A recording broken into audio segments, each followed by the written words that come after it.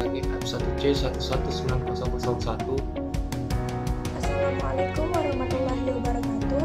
Perkenalkan, nama saya Farah dengan NIM F1C119037. Baik, di sini saya Tera Karisma dengan NIM F1C11959. Saya Ayu Azira.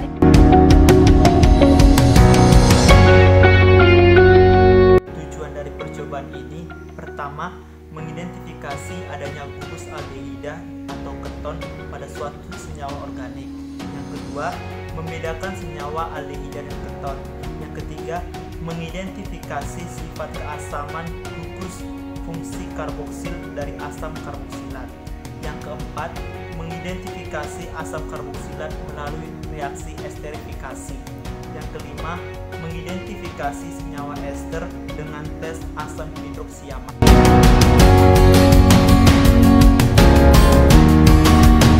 Beberapa senyawa memiliki gugus karbonil antara lain aldehida, keton, ester, dan asam karboksilat.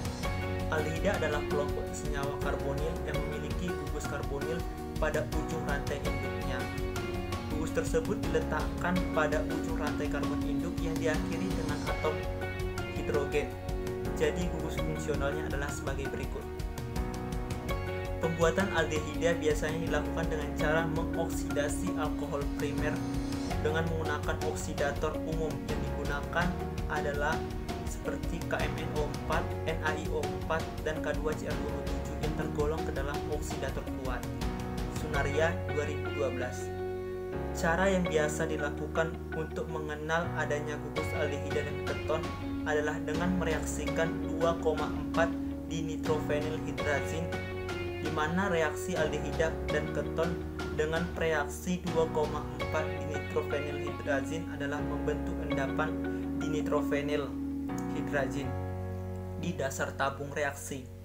Untuk dapat membedakan aldehida dan keton dapat dilakukan dengan cara mengoksidasinya.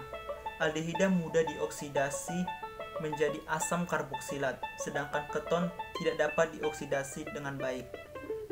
Tes Tollens dengan menggunakan AgNO3 di dalam amonia berlebih adalah cara yang biasa digunakan untuk membedakan adanya gugus aldehida dan keton di dalam laboratorium, di mana perak 1 akan direduksi oleh aldehida, tetapi oleh keton tidak dapat dilakukan reduksi. Cara lain yang digunakan untuk membedakan aldehida dan keton adalah dengan tes Fehling, di mana larutan Cu2+ dalam KOH berlebih, aldehida mereduksi larutan Fehling membentuk endapan Cu2+, sedangkan keton tidak dapat bereaksi.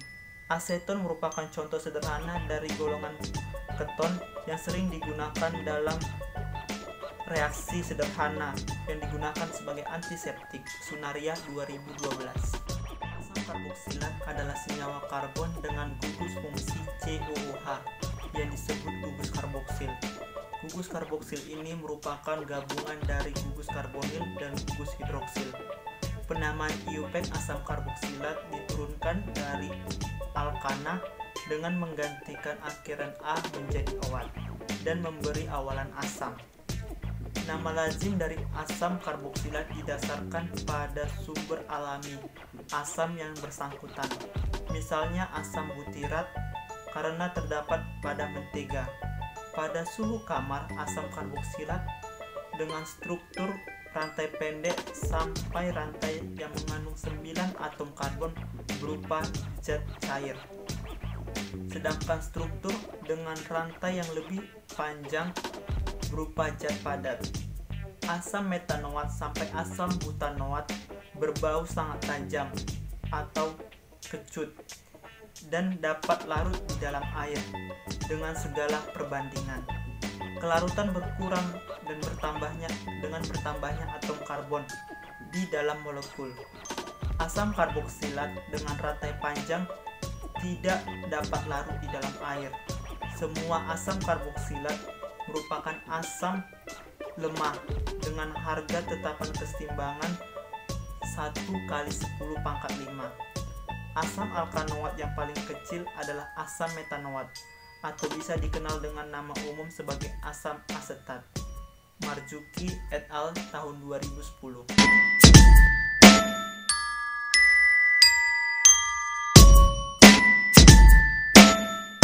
Tiga, alat dan bahan. Alat yang digunakan pada percobaan ini adalah sebagai berikut. 1. Tabung reaksi. 2. Pipet tetes. 3. Penanggas air. 4. Cawan penguap. 5. Bunsen. 6. Kaki 3. 7. Kawan kasa. Ke-8. Kaca arloji. Ke-9. Gelas piala. Ke-10. Gelas ukur 25 mm. Dan ke-11 adalah Erlenmeyer.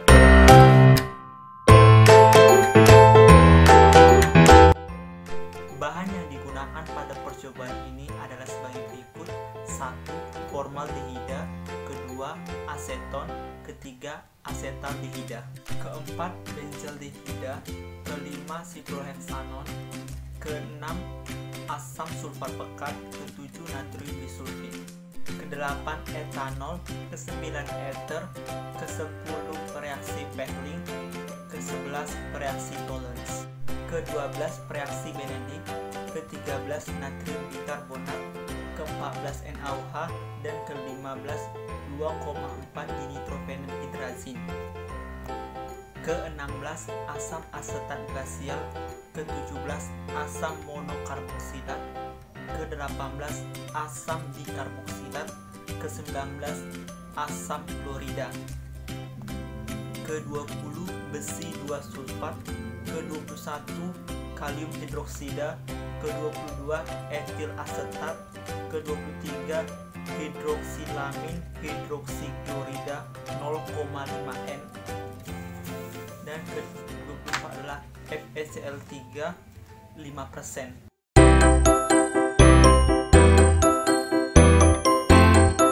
Yang pertama adalah penentuan senyawa karbonil. Adapun skema kerjanya, yang pertama uji Tollens. Dimasukkan 1 ml reaksi Tollens, lalu dimasukkan ke dalam tabung reaksi. Kemudian ditambahkan 3-5 tetes sampel dan dipanaskan secara perlahan tabung reaksi tersebut. Lalu diamati perubahan yang terjadi. Yang kedua adalah uji Pehling.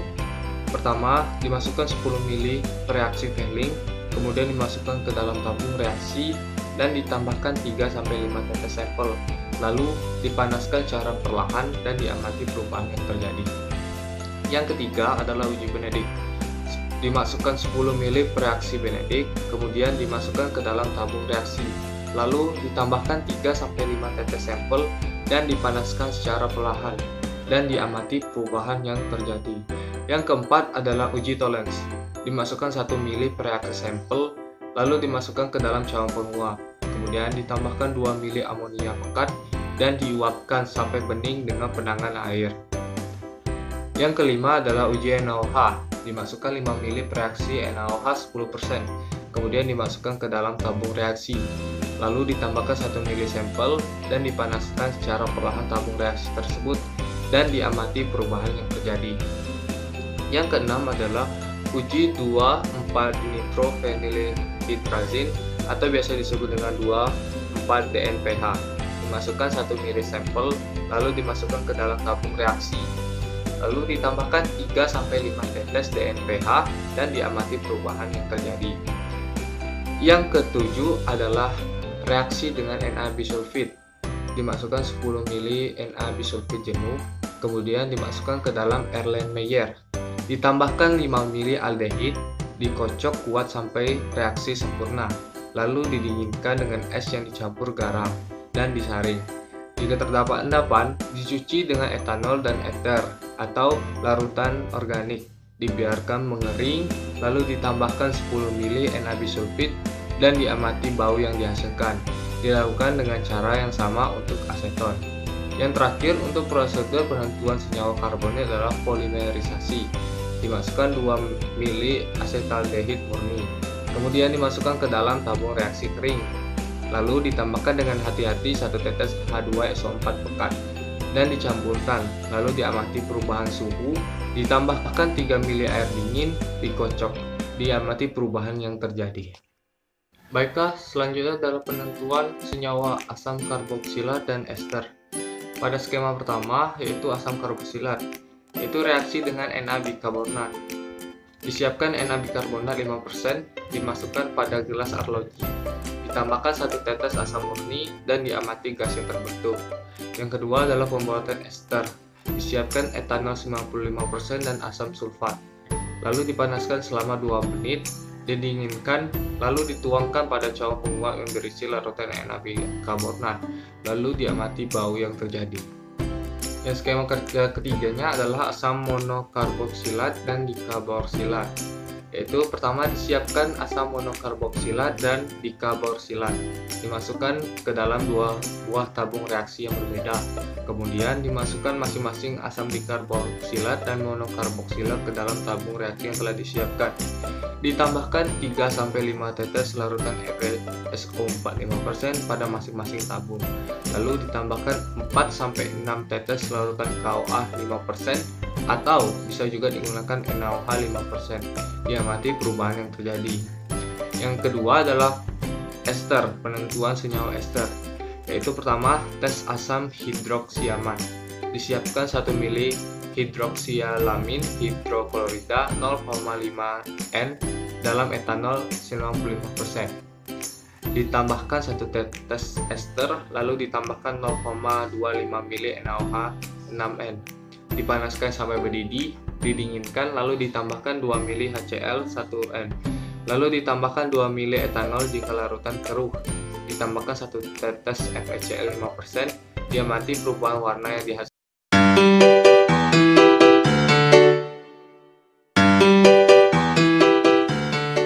Di sini saya akan menjelaskan hasil dan pembahasan yang diperoleh pada percobaan ini. Ikut hasil dan pembahasan yang diperoleh dalam percobaan ini. Yang pertama yaitu untuk senyawa karbonil. Di dalam kimia organik, gugus karbonil adalah sebuah gugus fungsi yang terdiri atas sebuah atom karbon yang berikatan lengkap dengan sebuah atom oksigen. Pada umumnya, senyawa karbonil ini dibagi menjadi 2 jenis, yaitu aldehid dan keton. Sifat-sifat kimia aldehid dan keton pada umumnya itu sama, hanya saja berbeda dalam derajatnya. Aldehid berbeda dengan keton karena aldehid memiliki sebuah atom hidrogen yang terikat pada gugus karbonilnya. Hal ini menyebabkan aldehid sangat mudah teroksidasi, sedangkan keton tidak memiliki atom hidrogen tersebut sehingga sulit untuk teroksidasi. Keton hanya bisa teroksidasi oleh agen pengoksidasi kuat yang mampu untuk memutuskan ikatan karbon-karbon. Oleh karena itu, perlu dilakukan pengujian dengan menggunakan reagen tertentu untuk membedakan senyawa aldehid dan keton. Adapun pengujian yang dilakukan yaitu yang pertama, uji Tollens. Uji Tollens itu merupakan salah satu uji yang digunakan untuk membedakan senyawa aldehid dan keton. Reaksi Tollens menurut literatur merupakan pengoksidasi ringan. Yang digunakan di dalam uji ini adalah larutan basa dari perak nitrat, larutannya jernih tidak berwarna. Untuk mencegah pengendapan ion perak sebagai oksida pada suhu tinggi, maka ditambahkan beberapa tetes amonia. Amonia ini akan membentuk kompleks larut air dengan ion perak. Gugus aktif pada reaksi Tollens ini adalah Ag2O yang bila tereduksi akan membentuk endapan perak, sehingga hasil positif pada uji Tollens yaitu terbentuknya endapan perak pada tabung reaksi yang akan membentuk cermin perak. Menurut literatur, hasil positif pada uji Tollens ini hanya terjadi pada senyawa aldehid, sedangkan pada senyawa keton tidak terjadi reaksi sama sekali atau hasil uji negatif. Yang kedua yaitu uji Fehling. Uji Fehling ini bertujuan untuk mengetahui adanya gugus aldehid. Ada 2 macam reagen yang digunakan di dalam uji ini, yaitu yang pertama larutan Fehling A dan yang kedua yaitu larutan Fehling B. Dengan mencampurkan kedua larutan itu akan diperoleh larutan berwarna biru tua. Dalam reaksi Fehling ini, ion Cu2+ terdapat sebagai ion kompleks. Reaksi Fehling dapat dianggap sebagai larutan CuO, yang dalam reaksi ini, ion Cu2+ akan direduksi menjadi ion Cu+, yang terdapat dalam suasana basah akan mengendap sebagai Cu2O. Hasil positif pada uji Fehling ini adalah ketika larutan basa Fehling dicampurkan dengan larutan gula tereduksi dan dipanaskan akan terdapat endapan berwarna merah bata dari Cu2. Berdasarkan mekanisme reaksinya, pemanasan bertujuan agar gugus aldehid dapat terputus ikatannya dan dapat berikatan atau bereaksi dengan ion OH- membentuk asam karboksilat. Jadi, prinsip utama dalam uji ini adalah mereduksi ion Cu2+ menjadi ion Cu+ dalam suasana alkalis oleh gula pereduksi aldehid. Yang ketiga yaitu uji Benedict's. Larutan Benedict digunakan untuk menguji keberadaan gula pereduksi dalam suatu sampel. Prinsip pengujiannya sama dengan uji menggunakan larutan Fehling. Larutan Benedict akan menguji keberadaan gugus aldehid dan keton pada gula aldosa dan ketosa. Larutan Benedict mengandung natrium sitrat, natrium karbonat anhidrat, dan CuSO4 5H2O, di mana semua garam tersebut larut di dalam air. Terdapat perbedaan antara larutan Benedict dengan larutan Fehling, yaitu larutan Fehling bekerja pada basa kuat karena mengandung KOH, sedangkan berlarutan Benedict hanya terdapat natrium karbonat sehingga tidak terlalu basah. Hasil uji positif yang ditunjukkan dari uji ini adalah dengan terbentuknya endapan berwarna merah bata. Endapan berwarna merah bata ini diakibatkan dari reaksi logam tembaga 2 direduksi menjadi logam tembaga 1 yang kemudian diendapkan dalam bentuk Cu2O. Menurut literatur, hasil positif akan didapatkan pada senyawa aldehid, sedangkan pada senyawa keton akan diperoleh hasil negatif. Yang keempat yaitu uji amonia. Uji amonia ini bertujuan untuk mengetahui reaksi antara aldehid atau keton dengan amonia. Menurut literatur, amonia adalah suatu nukleofil yang dapat menyerang gugus karbonil dalam suatu reaksi adisi eliminasi. Menurut literatur, hasil yang diperoleh dari percobaan ini adalah ketika formalin atau formaldehid direaksikan dengan amonia maka akan membentuk kristal berwarna kuning. Sedangkan pada aseton akan membentuk kristal kerah putih sedikit ketika direaksikan dengan amonia. Uji NaOH. Pada uji NaOH ini direaksikan dengan larutan aseton dan didapatkan hasil dua lapisan yang terbentuk yang berwarna kuning, dan hasil yang diperoleh ini bernilai negatif. Hal ini berbanding terbalik dengan literatur. Seharusnya pada uji NaOH ini larutan tidak terdapat perubahan karena waktu mendidih yang terlalu lambat dibandingkan dengan formaldehid. Adapun reaksi yang terbentuk ialah sebagai berikut. Selanjutnya yaitu uji 2,4 dinitrophenylhydrazine. Pada uji ini terdapat endapan dan perubahan warna yang bergantung pada aldehid dan keton yang digunakan. Pada percobaan ini terdapat perubahan warna kuning pada larutan aseton yang ditetesi dengan 3 tetes DNPH dan warna bening pada larutan formaldehid yang juga ditetesi dengan 3 tetes DNPH. Adapun reaksi yang terjadi yaitu sebagai berikut.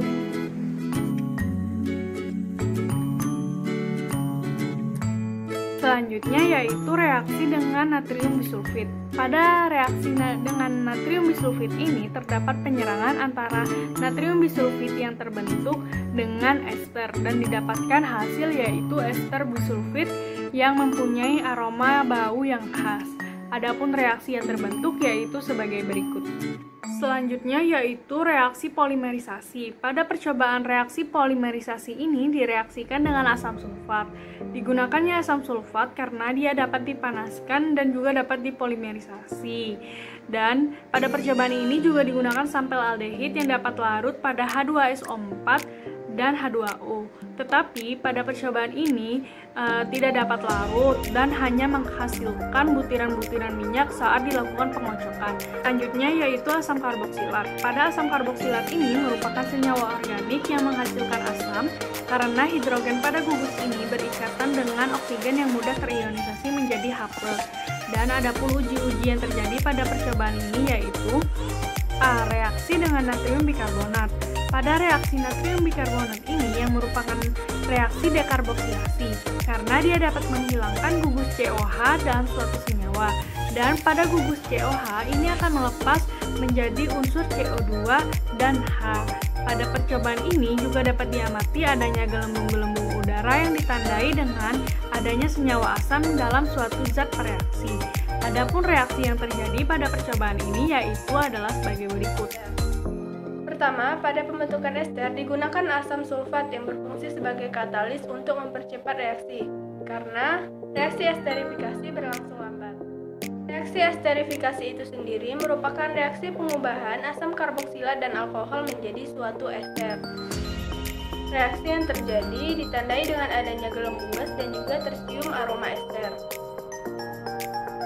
Mekanisme reaksi yang terjadi dapat dilihat pada gambar, di mana seperti reaksi aldehid dan keton lainnya, reaksi esterifikasi ini berlangsung melalui beberapa tahap protonasi dan deprotonasi, di mana oksigen karbonyl diprotonasi, alkohol nukleofilik menyerang karbon aktif, dan eliminasi air akan membentuk suatu ester yang diinginkan.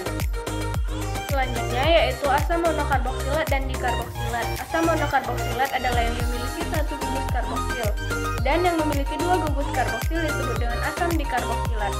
Asam monokarboksilat dapat dibuat dengan cara hidrolisis nitril, oksidasi alkohol primer, dan juga oksidasi alkyl benzen. Selanjutnya yaitu ester. Ester sendiri merupakan produk yang dihasilkan dari reaksi esterifikasi antara asam karboksilat dengan alkohol. Reaksi esterifikasi itu sendiri bersifat reversibel dan berlangsung lambat. Sehingga untuk memperoleh rendemen ester yang tinggi, maka kesetimbangan harus digeser ke arah sisi ester.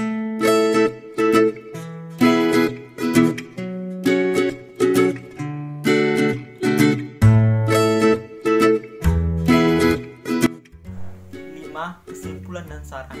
Adapun kesimpulan pada percobaan ini adalah sebagai berikut. 1.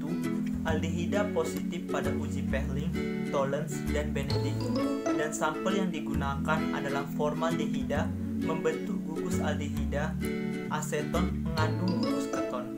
2. Untuk membedakan aldehida dan keton, maka diperlukan reaksi Pehling, Tollens, dan Benedict positif terhadap aldehida.